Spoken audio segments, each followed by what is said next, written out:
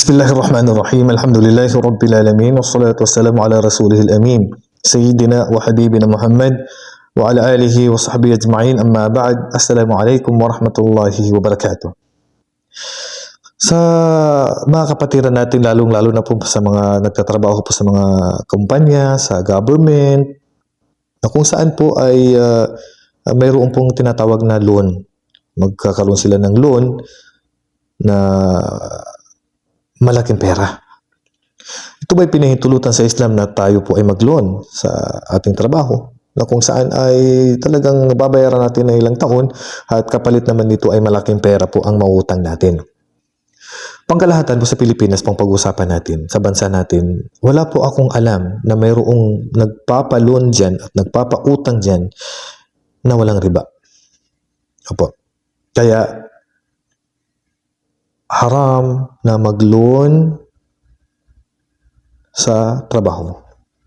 Bilang teacher, nurse, doktor, engineer, o anumang trabaho mo, security, o anumang trabaho mo dyan sa Pilipinas, ay bawal po ang pag-loan. Dahil ang pag-loan mo ay mayroong tubo o interest at yan po ay riba. At alam natin na, siyempre, alam natin na kinakaltas yun sa sahod natin. Pag umutang ka, talaga may tubo yun. Pag umutang ka, automatic na yan na may tubo. At yan po ay haram, na kung saan po ay pinagbawal po ng Islam, pinagbawal ng Allah subhanahu wa ta'ala, pinagbawal ng Propeta sallallahu alaihi wasallam, na isinusumpa yung taong gumagawa ng riba. Lalaki yung tiyan niya sa kabilang buhay. Gumagawa siya ng mas mabigat pa sa pangangalo niya. Napakabigat po ang pag-uutang po na mayroon pong interest. Mga tanong na mga kapatiran natin, pwede bang mag-loan para magsagawa ng Hajj? Hindi po pwede na mag-loan ka para lang makapag-Hajj ka. O hindi po sinabi ng Islam na okay, maggawa ka ng haram para makapag-Hajj ka. Kung hindi po, wala kang kakayahan na mag-Hajj, so bakit mo kailangan mag-loan? Hindi mo kailangan mag-loan. Makakapag-Hajj kapag halal po yung pinanggalingan ng iyong pera. Yan po. At kabilang po sa hindi po tatanggapin ng Allah ang ating panalangin kapag tayo po ay kumakain po ng haram, yung riba.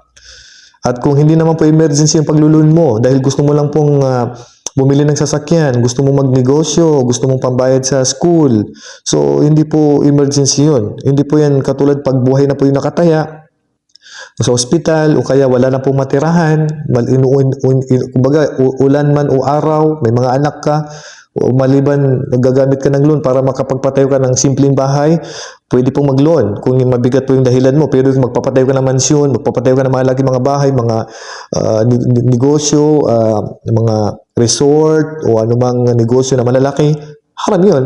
Bakit? Hindi po emergency yung paglulun mo. Kaya hanggat maaari po mga kapatid sa panampalatayang Islam, ipaubayan natin ang lahat ng bagay na pangailangan natin sa Allah subhanahu wa ta'ala, hindi po natin pababayaan. At kung meron tayong pangailangan, umutang tayo sa wala pong tubo. Hindi po yung utang tayo sa napakalaki ng tubo o may tubo, kahit na piso pa ang itubo niya, haram pa rin po yan. Kaya dito po nasusubok ang mga empleyado po na nagtatrabaho po sa government o sa mga kumpanya o sa mga pribadong establishmento. So, huwag natin pairalin mga kapatid na ma-fit na po tayo sa pera kapalit po ng napakalaking kasalanan. Kaya, iwasan po ang paglulon. Maliban lang po kung emergency, kung buhay na po yung nakataya, o kaya ay talagang wala na pong matirahan, hindi po yung mga makamundong bagay lamang ang ating ipaprioridad, at kapalit naman ito ay napakalaking kasalanan. Kaya dito po nasusubok mga kapatid ng mga empleyado na kahit nasabihin natin na sayang yung loan ko, kumbaga parang oportunidad ko na makapag-loan dahil biruin mo, hindi natin nauutang yan sa mga ordinaryong mga tao, pautang natin sa government, ang ganito kalaki, kapag subok sa iyo yan. Iwanan mo lang ang bagay na ipapalitan niya sa iyo ng Allah na mas mainam kaysa sa gusto mo na yan. Sabi ng Propeta sallallahu alaihi wasallam, man taraka shay'an lillah, awadahullahu khairan minhu. Pagka naman ang iniwanan mong bagay para sa Allah, papalitan yan sa iyo ng Allah na mas mainam pa sa gusto mo na yan. So naway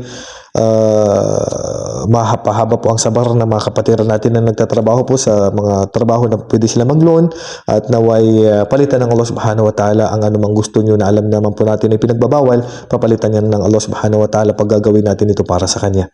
Kaya naway malagpasan po ng mga kapatiran natin ito ang paglulun ng haram. So hanggang dito na lamang. Wallahu a'lam wa sallallahu ala nabiyina Muhammad wa ala alihi wa sahbihi ajma'in. Assalamualaikum warahmatullahi wabarakatuh.